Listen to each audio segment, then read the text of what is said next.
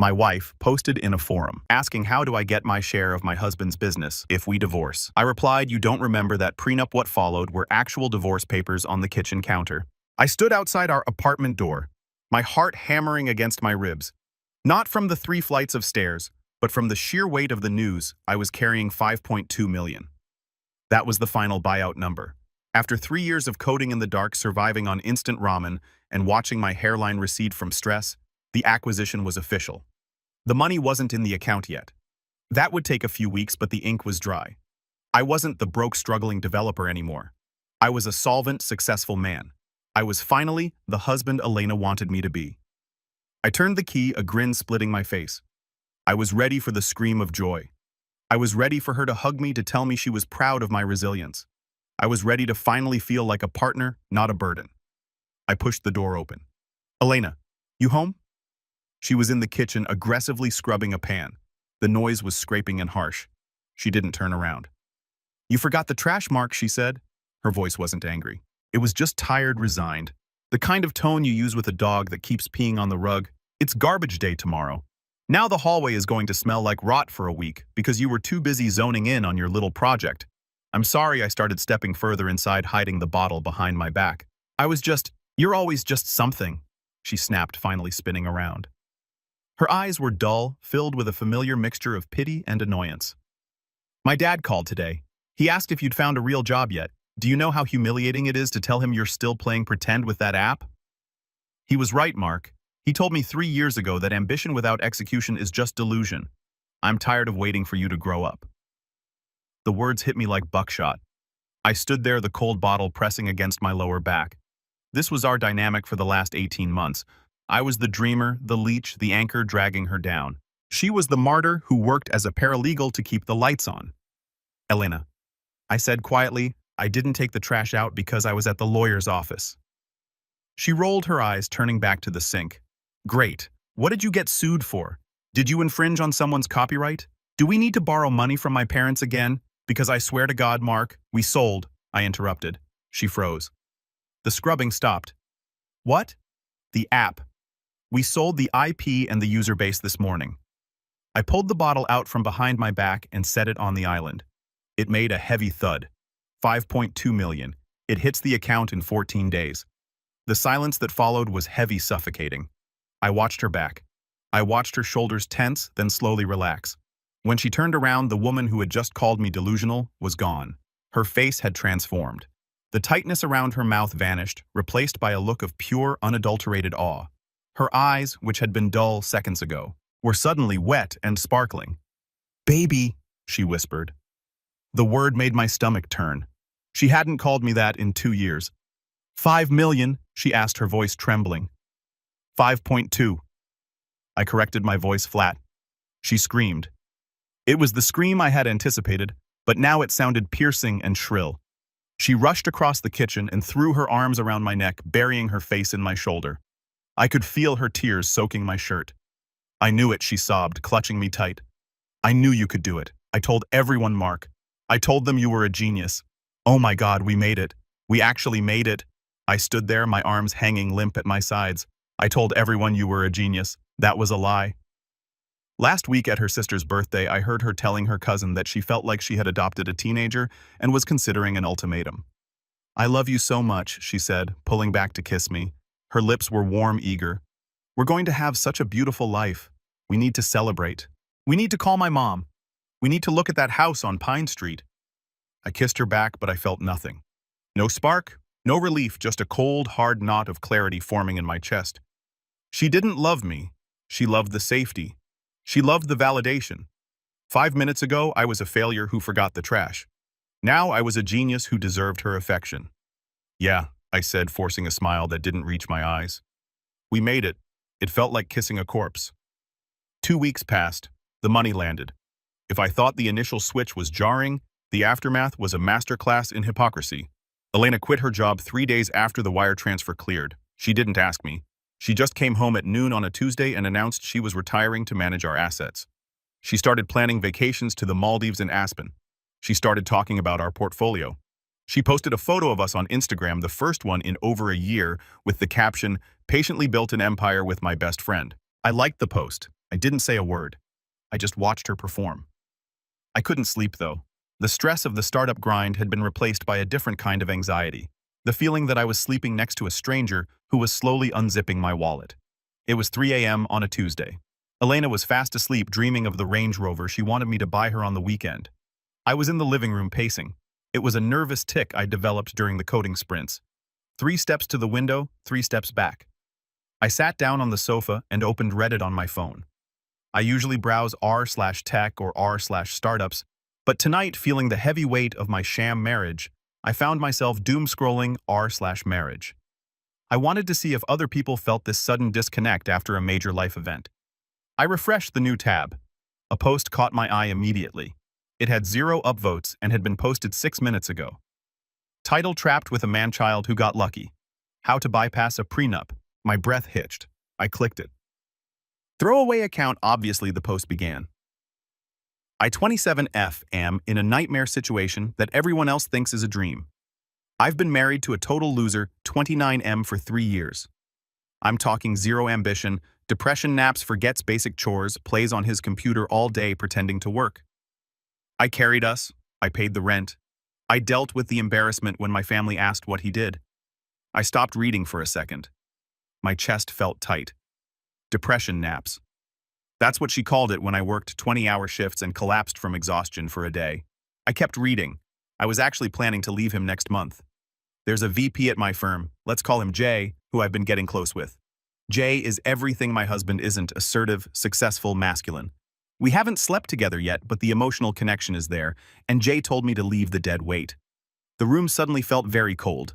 The VP. She had mentioned her boss Jason a few times, said he was a mentor. But here's the kicker. The idiot's little computer project actually worked.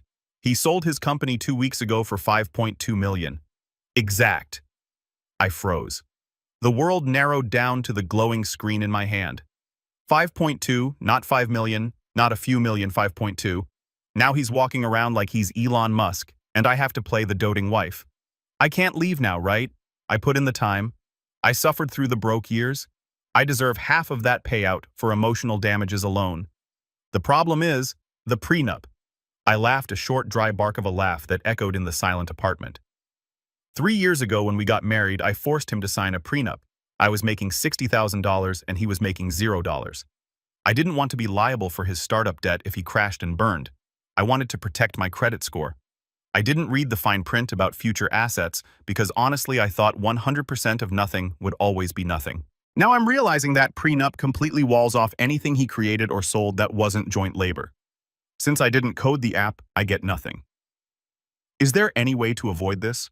Can I claim I was under duress, or that he had assets? I need a strategy before I file. I can't stay with this boring pacing at 3 a.m. weirdo for the rest of my life just for the lifestyle. I want the cash, and I want out. Pacing at 3 a.m. weirdo.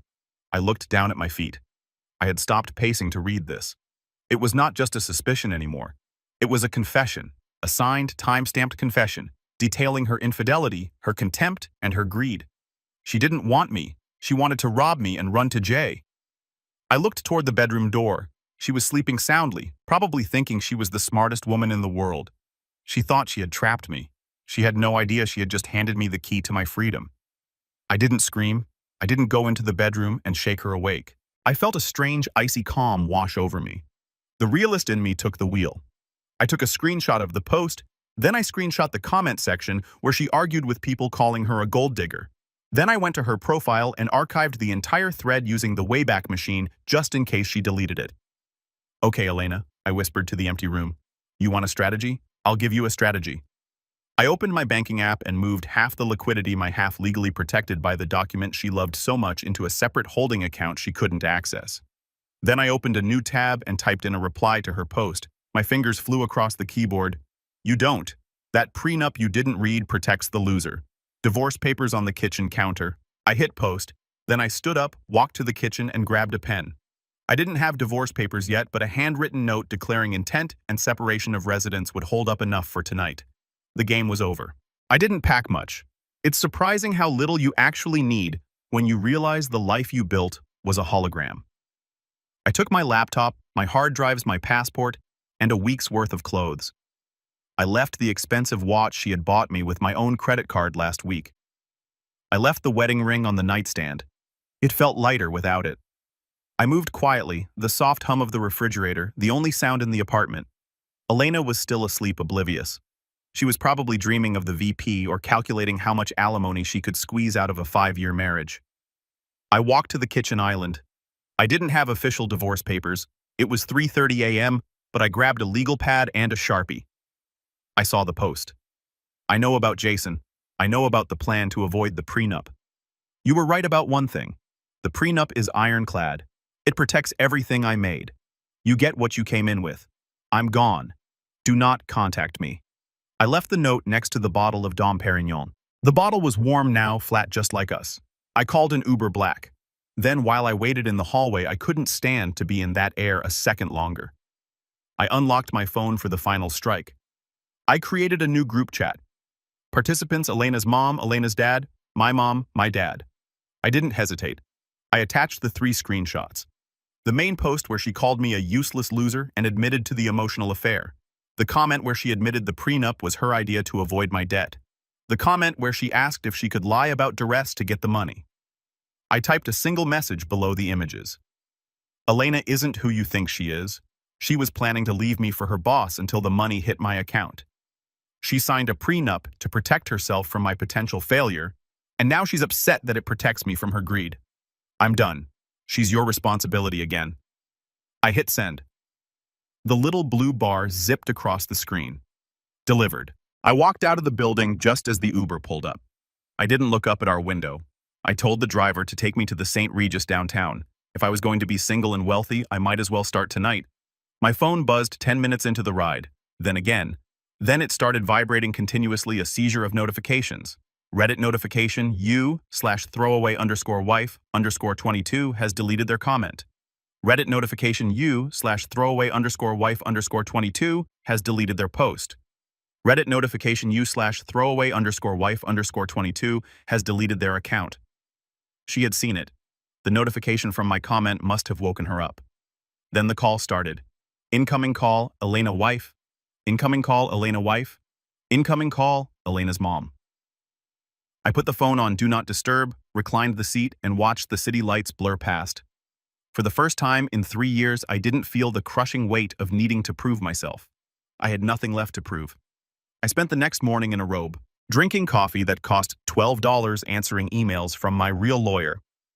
By 11 a.m., I had a real divorce petition drafted and a restraining order ready to be filed if she escalated. She escalated. At 11:30 a.m., there was a commotion in the lobby. I was in the hotel restaurant, picking at a croissant, when I saw her. She must have tracked my phone's location. We shared a family plan. I made a mental note to cancel that immediately. She looked frantic. Her hair was pulled back in a messy bun.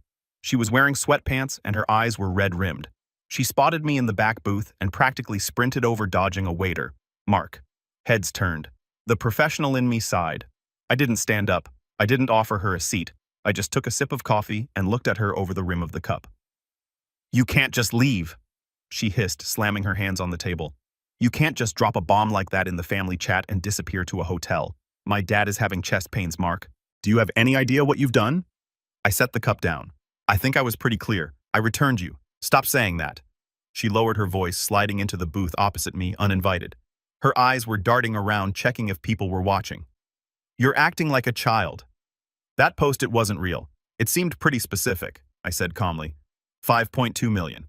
The pacing at 3 a.m. The VP named Jason. She flinched at the name. It was creative writing. People do it all the time for karma. I was venting frustration because you were so distant lately. I exaggerated things to make the story more interesting. I never cheated on you. Jason is just a boss. "Elena," I interrupted, my voice bored. "Stop. I love you, Mark. I stood by you when you had nothing. I paid the rent when you were broke. Doesn't that count for anything? I sacrificed my 20s for your dream." I laughed. It was the same dry laugh from the night before. "You didn't sacrifice anything," I said. "You invested. And it was a bad investment because you sold your shares too early. You treated me like an embarrassing roommate you couldn't wait to evict. You hid me from your friends. You mocked me to your father. You didn't pay the rent because you believed in me. You paid it because you needed a warm body to split the bills with until Jason noticed you. That is not true, she cried, tears welling up on command. I love you. We just made it, Mark. We have $5 million. We can start over. We can go to therapy. You can't throw away a marriage over a Reddit post. I leaned forward. The apathy was gone, replaced by a cold, hard edge. I'm not throwing it away over a Reddit post. The post was just the receipt for the transaction I already knew was happening. You called me a loser for 3 years, Elena. You looked at me with disgust. I saw it. I felt it. I pulled my phone out and opened the screenshot of her comment about the prenup. I slid it across the table. Read that part again, I said. She looked down. Her face paled. I forced him to sign a prenup. I didn't want to be liable for his startup debt. I thought 100% of nothing would always be nothing. You built your own cage, I said softly. You wanted to protect your credit score from my failure. Congratulations, you succeeded. My failure can't touch you, but neither can my success. She stared at the phone. The tears stopped. Her face hardened, the mask slipping back into the cruel scowl I knew so well.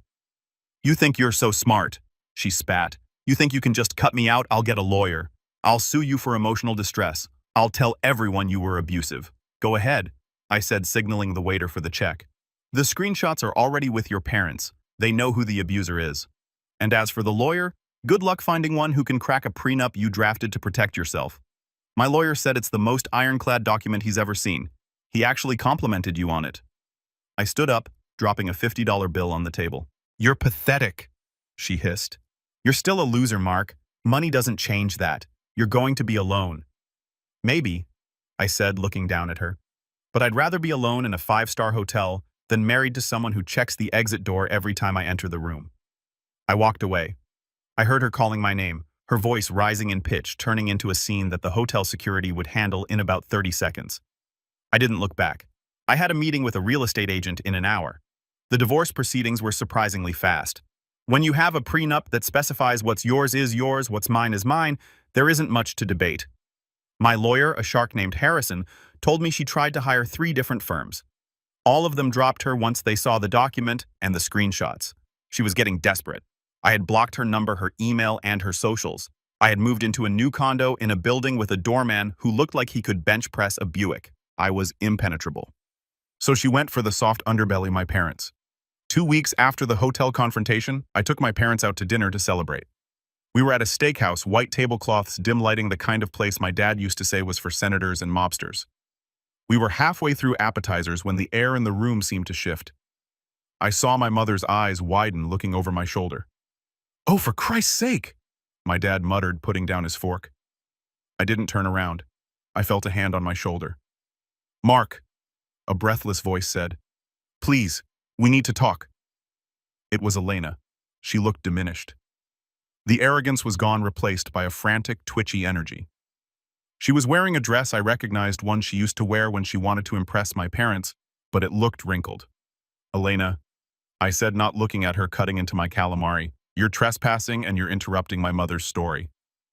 "Mom, Dad," she pleaded, ignoring me and looking at my parents. "Please tell him to stop this insanity. I made a mistake, a stupid online mistake. But we're family. I've been your daughter-in-law for 3 years. You can't just let him throw me away like garbage." My mother, a woman who usually apologizes to telemarketers for hanging up, slowly wiped her mouth with her napkin. She picked up her wine glass, took a sip, and set it down with a deliberate clink. "Elena," my mother said, her voice ice cold. "I read what you wrote. I read that you called my son a useless burden. I read that you were waiting for him to fail so you could leave him for a... What was it, a VP? That was just venting," Elena cried, her voice rising. People were staring now. "I was stressed. I helped him build that app. I supported him. You didn't build a damn thing," my father grunted. "You complained. Every time we visited, you rolled your eyes when he spoke.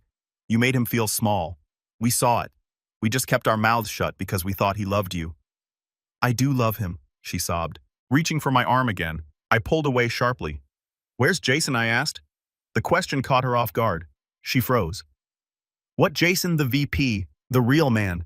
Why aren't you with him? If I'm such a loser, surely he's waiting to sweep you off your feet." Her face crumbled. The fight went out of her instantly. "He didn't want a relationship," she whispered, looking at the floor. He just wanted fun. I nodded. It was exactly what I expected. So you tried to swing to the next branch, but you missed, and now you're falling and you want me to be the safety net. I stood up. I was taller than her, and for the first time I felt it. I'm not a net, Elena. I'm the ground, and you just hit it. I signaled the manager, who was already hovering nearby. Please escort this woman out. She's harassing my family. As the security guard gently took her arm, she looked back at me one last time. There was no anger left, just a terrifying realization that she had gambled everything and lost. Mark, she whimpered. Please. I turned my back to her and sat down. So, Mom, I said, my voice steady, tell me more about the garden. 18 months later, I was in New York for a fintech summit. Life had accelerated in ways I couldn't have predicted. I had started a venture capital firm, reinvesting the buyout money into other dreamers who needed a break. I traveled, I ate well, I slept through the night. I was sitting in the lounge of the Mandarin Oriental, waiting for Sarah. Sarah was an architect I'd met 6 months ago. She was fierce, brilliant, and didn't know how much money I had until our 5th date. When I told her, she had shrugged and said, "That's nice. Can you pass the salt?" I was checking my emails when a shadow fell over the table. I looked up. It took me a second to recognize her. She looked older. The sharp, polished edge she used to cultivate was gone, replaced by something dull and worn. She was wearing a server's uniform, black slacks, white shirt, and holding a tray of drinks. Mark. Elena stood there staring at me. She looked tired. There were fine lines around her eyes that hadn't been there before. "Hello, Elena," I said. My pulse didn't race. My hands didn't shake. I felt nothing. It was like running into a high school classmate you barely knew. "I saw your name on the guest list," she stammered. "I work here now, event staff." "Okay," I said. She lingered, shifting her weight. "I heard you're doing well. I saw the article in Forbes." "I am. I'm staying with my sister in Queens," she said, the words tumbling out. "It's been hard. The legal fees, and nobody wanted to hire me after the. She was fishing. She was casting a line into a pond that had dried up a year and a half ago. She wanted me to ask if she was okay. She wanted me to offer help. She wanted to know that she still existed in my world. "That sounds difficult," I said politely, the same tone I would use with a stranger complaining about the weather. "Mark," she said, her voice dropping to a whisper, "do you ever think about us? About what we had?" I looked at her, really looked at her. I thought about the 3 years of insults. I thought about the Reddit post. I thought about the silence in the apartment while I coded, and she scrolled Instagram wishing she was with someone else. "No," I said. Her face fell. "Never." "Elena," I said gently, "I don't think about you at all." Just then, Sarah walked up. She looked radiant in a green dress, smiling as she saw me.